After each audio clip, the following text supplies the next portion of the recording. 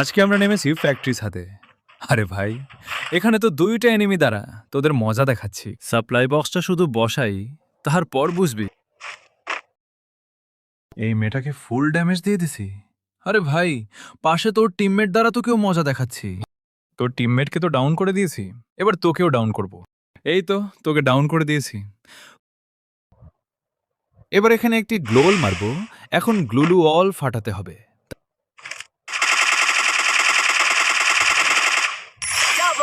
এখন সেন্টিনো ক্যারেক্টার মেরে তোদের লুট আনবে।